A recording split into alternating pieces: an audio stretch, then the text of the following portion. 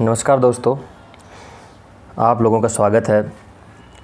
मैं विजय आप लोगों को बता दूं कि यह वीडियो हमारी आध्यात्मिक सीरीज़ से है और इसमें हम जानेंगे कि हनुमान जी की भक्ति कौन कौन व्यक्ति कर सकते हैं और कौन नहीं कर सकते। दूसरा पॉइंट जो हमारा होगा कि हनुमान जी की पूजा किस प्रकार से करनी है। और तीसरा पॉइंट जो हमारा होगा वीडियो का वो होगा कि हनुमान जी प्रसन्न क्यों नहीं हो रहे। हनुमान जी की पूजा करने से विपरीत कार्य ही हो रहे हैं, लाभ की जगह हानि हो रही है, कुछ लोगों का ये सुनने में आता है। तो ऐसा क्यों हो रहा है और हनुमान जी मुझ पर कृपा क्यों नहीं कर रहे। तो दोस्तों, सबसे पहले तो हम आते हैं कि हनुमान जी की पूजा कौन कौन व्यक्ति कर सकते हैं। और आपको ये और बताना चाहता हूँ कि इस वीडियो में मैं जो कुछ बताऊँगा उसमें मेरे अनुभव भी शामिल होंगे। बहुत सी चीज़ें मैं अपने अनुभव के आधार पर बताऊँगा, क्योंकि मैं भी हनुमान जी का एक छोटा सा रजकन हूँ।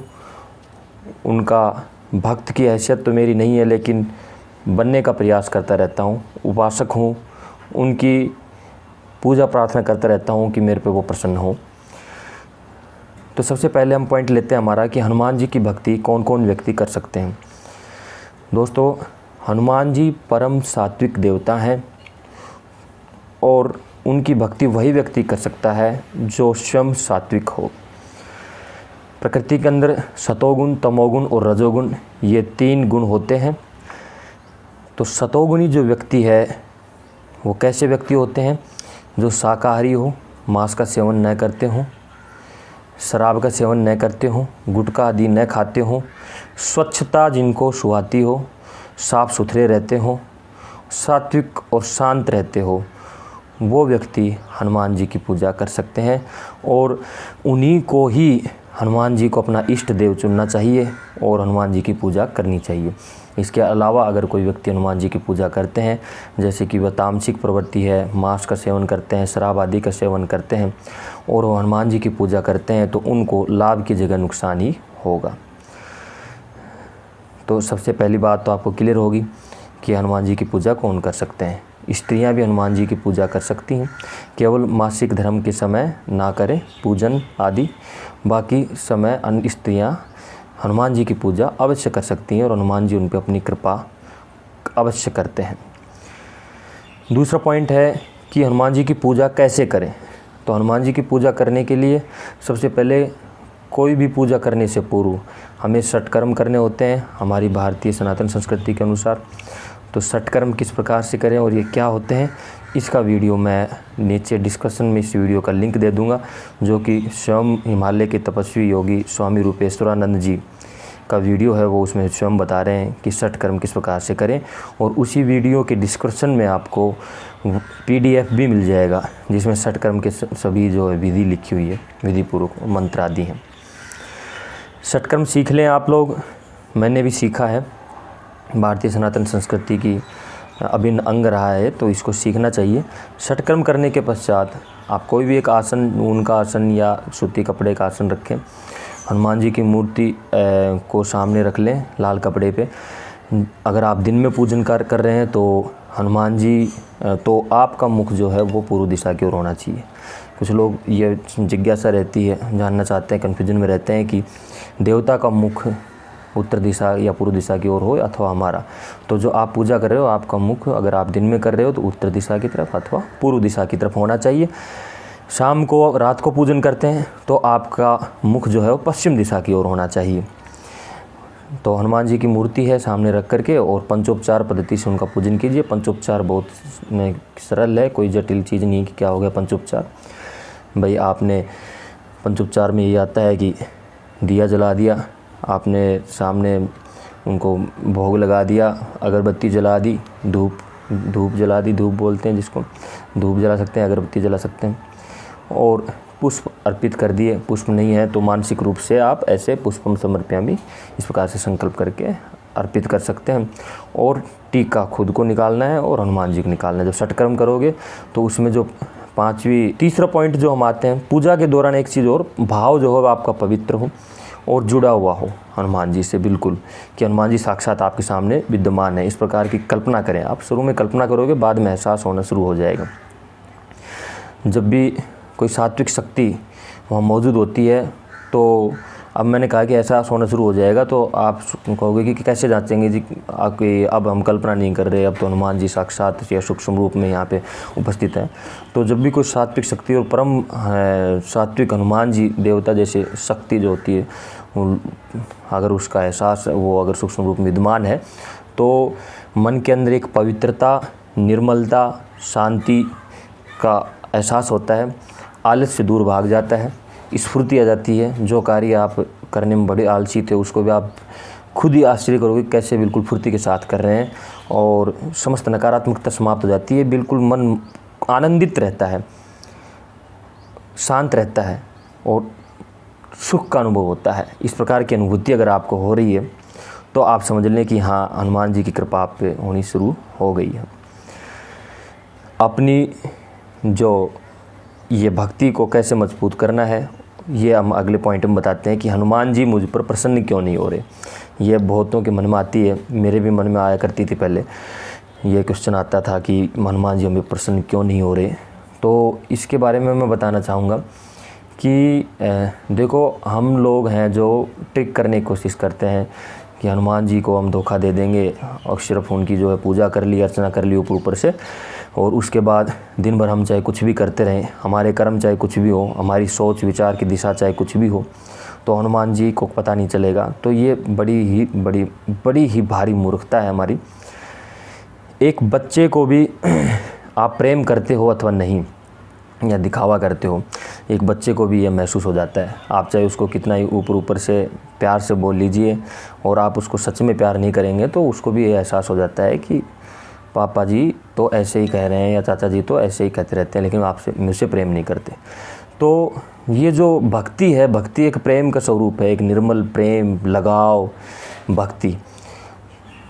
तो जब जिस भी देवता के प्रति हम समर्पित होते हैं तो उसको अपना पूर्ण समर्पण कर देना चाहिए, और जैसी उस देवता की प्रकृति है उस प्रकार के हमें कर्म करने चाहिए और उस प्रकार की मनोवृत्ति को हमें अपना लेना चाहिए, ताकि हम उनसे लगातार जुड़े रह सकें। तभी वो सात्विक शक्ति, वो देवता हम पर कृपालु होंगे और हमसे जुड़े रहेंगे। अब दिन में तो हनुमान जी की सुबह तो पूजा की और दिन में तमाम उल्टे सीधे कार्य कर रहे हैं, कोई स्त्री जा रही है उसके प्रति दुर्भाव आपके मन में उत्पन्न हो रहे हैं और अपनी जो है कपोल कल्पनाओं में आप खो रहे हैं और मन को दूषित कर रहे हैं ऐसे देख करके, तो हनुमान जी कहाँ प्रसन्न होंगे, बल्कि आप पे कुपित हो सकते हैं, प्रसन्न नहीं होंगे।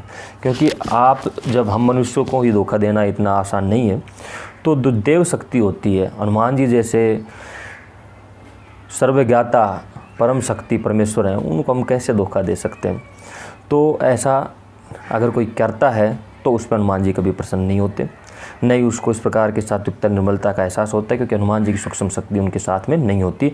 और फिर हमारे मन में ये प्रश्न आता है बार बार कि हनुमान जी की हम इतनी पूजा कर रहे हैं, सुबह तो हम 10 माला जपते हैं उनकी और इतनी आरती भी करते हैं जी, हनुमान चालीसा भी पढ़ते हैं जी, लेकिन हमारे पे तो प्रसन्न नहीं हो रहे, सारे उल्टे कार्य होते जा रहे हैं। दूसरा कारण ये भी हो सकता है कि आप परम सात्विक भी हो गए हैं और आपकी भावना भी सही है, लेकिन आप पूजा भी कर रहे हैं, फिर भी आपको हनुमान जी की कृपा का जैसे रिसेंटली कोई आपको प्रभाव नहीं दिखाई दे रहा। तो उसका कारण ये भी हो सकता है कि आपके ग्रह नक्षत्र उस समय ठीक नहीं चल रहे हों, क्योंकि जीवन जो है बड़ा जटिल है, बहुत सी चीज़ों द्वारा, बहुत सी ताकतों और शक्तियों द्वारा ये संचालित होता है, बहुत से कारणों द्वारा ये संचालित होता है। तो ग्रह नक्षत्र आपके हो सकता है ठीक ना हो, उस समय आपके ऊपर बहुत भारी संकट आना हो, लेकिन हनुमान जी की कृपा से संकट तो है लेकिन वो कम हो गया और उसमें भी आप जी पा रहे हैं, तो ये उनकी कृपा समझिए आप।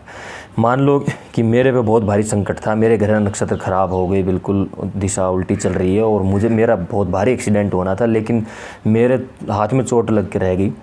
तो अब मुझे तो ये नहीं पता कि मेरी इसमें मृत्यु होनी थी, मेरे ग्रह नक्षत्र और मेरे पूर्व जन्म के कर्म के फल के अनुसार मेरी इस समय मृत्यु होनी थी, और उसको हनुमान जी ने एक हाथ की चोट में बदल दिया, जो कि 1 महीने में 1.5 महीने में ठीक हो जाएगी। ये बात मेरे को तो नहीं मालूम, तो मैं तो यही सोचूंगा कि मैं हनुमान जी की पूजा भी कर रहा हूँ और फिर भी मेरे साथ गलत हो रहा है।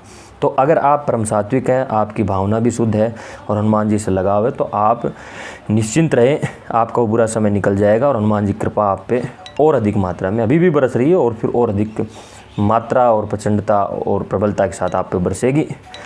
क्योंकि देखो, अगर हमें पूजा करनी है हनुमान जी की, तो जैसे कि हनुमान चालीसा में आता है कि मन वचन कर्म ध्यान जो लावे, सोई अमित जीवन फल पावे।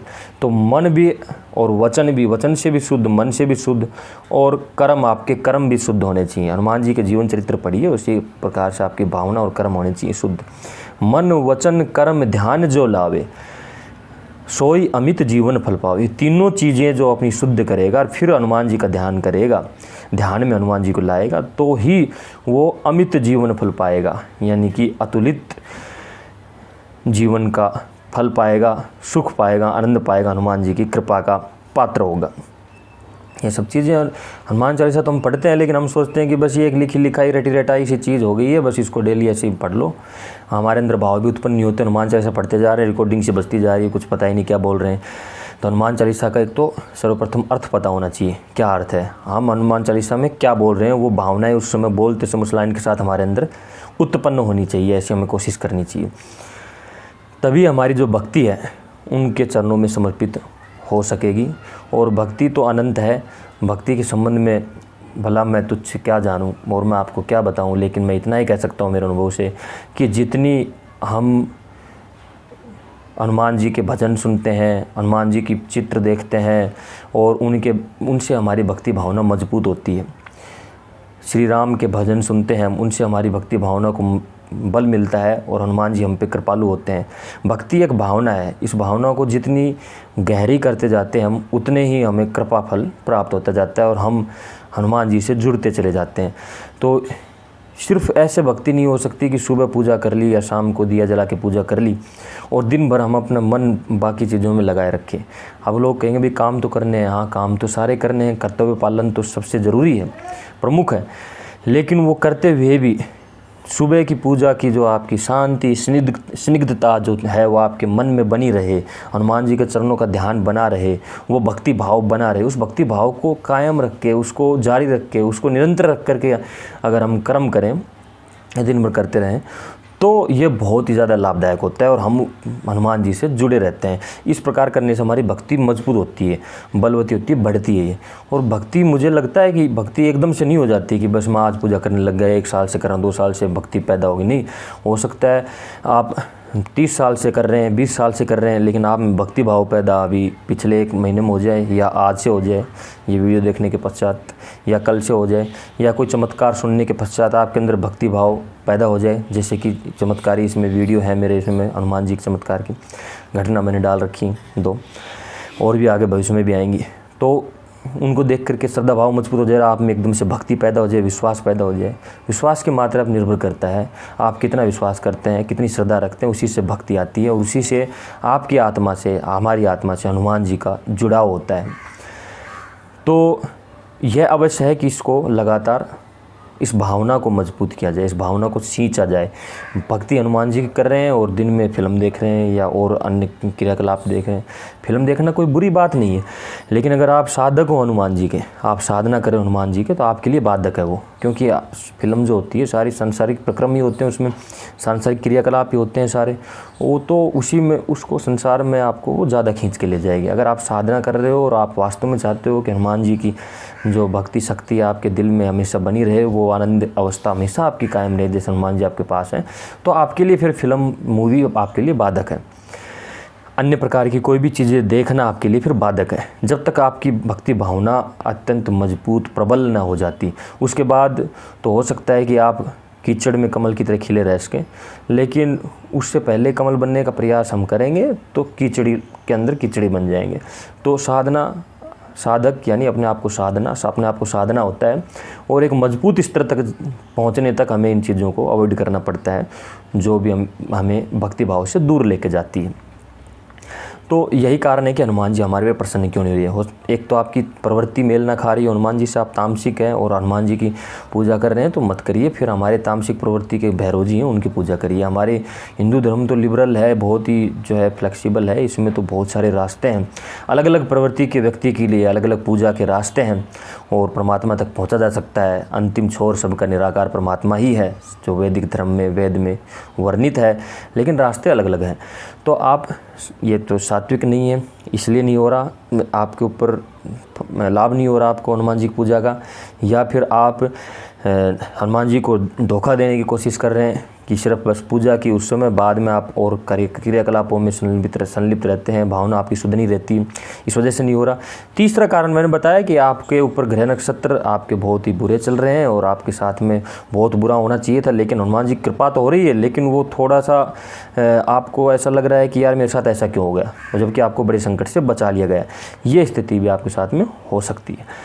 जहाँ तक मुझे अभी तक ज्ञात है, ये 3 ही कारण हो सकते हैं जिससे आपको महसूस हो कि हनुमान जी की कृपा मुझ पे नहीं हो रही।